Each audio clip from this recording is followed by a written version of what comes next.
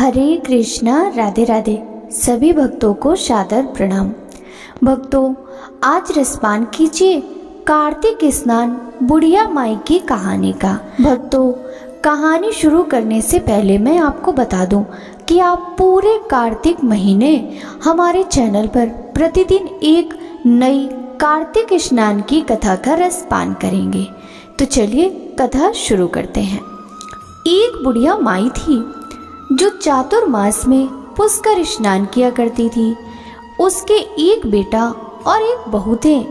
सास ने बहू को फलाहार यानी उपवास में खाने योग्य खाना बनाने को कहा, तो बहू ने खाली टिफिन ही रख दिया। बेटा माँ को पहुँचाने के लिए पुष्कर गया। रास्ते में माँ से बोला, माँ फलाहार कर लो।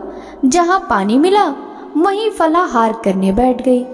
तो भगवान की कृपा से खाली टिफिन फलों से भर गया। माँ ने फलाहार कर लिया। पुष्कर में माँ के रहने के लिए झोपड़ी बनाकर बेटा घर वापस आ गया। रात्रि में श्रावण मास आया और बोला, बुढ़िया माई दरवाजा खोल।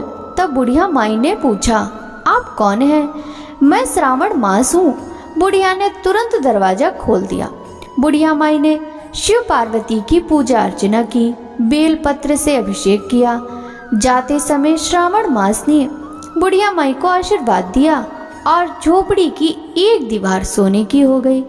उसके पश्चात भाद्रपद मास आया। उसने भी दरवाजा खोलने को कहा। बुढ़िया माई ने दरवाजा खोला। सत्तू बनाकर कजरी तीज मनाई।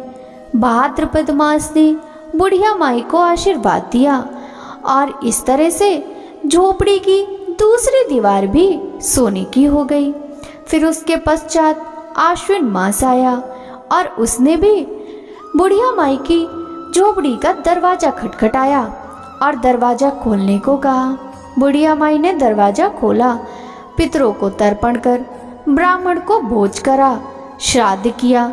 नवरात्रि में माँ दुर्गा को अखंड ज्योति जलाकर प्रसन्न किया और सत्य की विजय दिवस के रूप में बुराई का अंत की खुशी में दशहरा मनाया। आश्विन मास ने जाते समय प्रसन्न होकर तीसरी दीवार भी बहुमूल्य रत्नों से जड़कर दी और बुढ़िया माई को सदैव प्रसन्न रहने का आशीर्वाद दिया। इन सब के बाद कार्तिक मास आया। उसने भी बुढ़िया माई की झोपड़ी का दरवाजा खटखटाया और दरवाजा खोलने को कहा। बुढ़िया माई ने दरवाजा खोला। अति प्रसन्न मन से कार्तिक स्नान किया, दीपदान कर दिवाली, गोवर्धन पूजा, भैया दूज, गोपाष्टमी, आंवला नवमी मनाई। कार्तिक मास ने जाते समय आशीर्वाद दिया और झोपड़ी के स्थान पर महल बनाकर दिया। बुढ़िया माई गरीबों की सेवा कर भजन कीर्तन में अपना समय व्यतीत करने लगी। बेटा अपनी माँ को लेने आया तो माँ और झोपड़ी को पहचान न सका, तो पड़ोसियों से पूछा। उन्होंने बताया तो बेटा माँ के चरणों में गिरकर बोला, माँ घर चलो। सारा सामान के साथ घर ले गया। सासू माँ के ठाट बाट देखकर बहू के मन में लालच आ गया और उसने अपनी माँ को भी पुष्कर छोड़कर आने को कहा। तो उसका पति अपनी सास को भी पुष्कर छोड़ आया। परंतु बहू की माँ धर्म कर्म में बिल्कुल रुचि नहीं रखती थी। वह 4 समय भोजन करती और दिन भर सोती।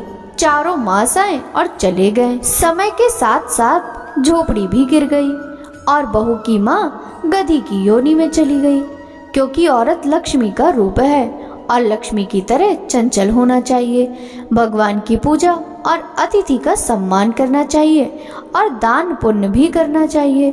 बहू ने कहा, अब माँ को ले आओ। अब जमाई सास को लेने गया तो सास कहीं न मिली। लोगों से पूछने पर लोगों ने बताया कि तेरी सास धर्म कर्म कुछ भी नहीं करती थी, खाती थी और सोती थी, जिससे वह गधी की योनि में चली गई। जवाई गधी योनि सास को बांधकर घर ले आया। उसकी पत्नी ने पूछा, मेरी माँ कहाँ है? तब पति ने कहा, तेरे लालच की वजह से ही तेरी माँ गधी की योनि में आ गई। बड़े बड़े विद्वान ब्राह्मण ऋषि मुनियों से पूछने पर उन्होंने बताया कि तेरी सास के स्नान किए पानी से स्नान करने पर उसे मनुष्य योनि मिलेगी। तब बहू ने ऐसा ही किया। उसकी माँ पुनः मनुष्य योनि में आ गई। हे राधा दामोदर भगवान, जैसा बुढ़िया माई को दिया वैसा सबको देना, कहने वाले को, सुनने वाले को और हुंकारा भरने वाले को, साथ ही पूरे परिवार पर भगवान राधा दामोदर अपनी कृपा बनाए रखना। बोलिए श्री कृष्ण भगवान की जय। श्रीमती राधा रानी लाडली सरकार की जय।